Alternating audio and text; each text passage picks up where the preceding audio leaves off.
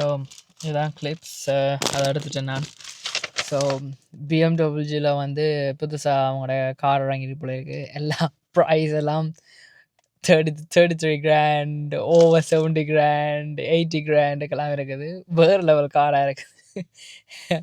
மற்றது நினச்சேன் இப்போ எல்லாமே எலக்ட்ரிக் ஆகிருக்குமென்னு யோசிச்சேன்னா நான் பெட்ரோலாக தான் இருக்குது. எலக்ட்ரிக் ஒன்று தான் வச்சுருக்காங்களா என்னன்னு தெரியலை. ஆனால் சூப்பராக இருக்குது. என்னோட 75 மாடல் 75 பிளேட் வந்து இப்போ வந்தது. என்னோட 75ன்றது வந்து 2025 ஜூலைக்கு பேருந்து வர கார் எல்லாமே 75 பிளேட்லாம் இருக்கும். ஸோ அதால் வந்து அது கொஞ்சம் செலிப்ரேஷன் மாதிரி செய்கிறாங்க போல. எனக்கு இது புது கராஜ் மாதிரி தெரியலை. ஆனால் பலூனெல்லாம் வச்சு ஏதோ செலிப்ரேட் மாதிரி செய்கிறாங்க. நல்லா இருக்குது.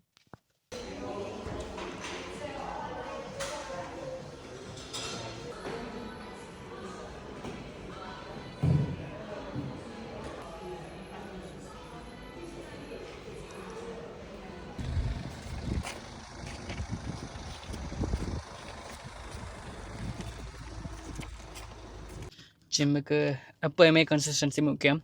ஊரில் வந்து அம்மா சொல்லுவா, உடம்பை ஏன் ஜிம்முக்கு போய் முறிக்கிறேன்ட்டு. அப்போ அதையெல்லாம் இப்போ எனக்கு நினச்சி பார்க்க சிரிப்பாக இருக்கும். ஏடா இப்போ என்னென்னு சொல்கிறது, அம்மம்மா தான் கூட சொல்கிறவா. ஸோ இப்போ வந்து ஜிம் வந்து இவ்வளோ முக்கியம், மீன்ஸ் உடம்புக்கு ஹெல்த்தை வந்து பெட்டராக வச்சுருக்கிறதுக்கு இவ்வளோ முக்கியம்ன்ட்டு இப்போ இனி வர்ற ஜென்ரேஷனுக்கு தான் தெரியுது. முந்தி வந்து ஜிம்முக்கு போனால் நாங்கள் அங்கே வெயிட்டுகள் கூட தூக்கி உடம்பு முறிப்போம் என்ற மாதிரி தான் அம்மம்மா என்ற நினைப்பு. ஸோ அதுவும் உண்மைதான். ஓவராக வெயிட் தூக்கினா பிரச்சனை வேறு தான். அளவாக வெயிட் தூக்கி அளவாக ஒர்க் அவுட் செய்து எங்களை ஹெல்த்தியாக வச்சுருந்தா எதுவுமே நல்லது தான்.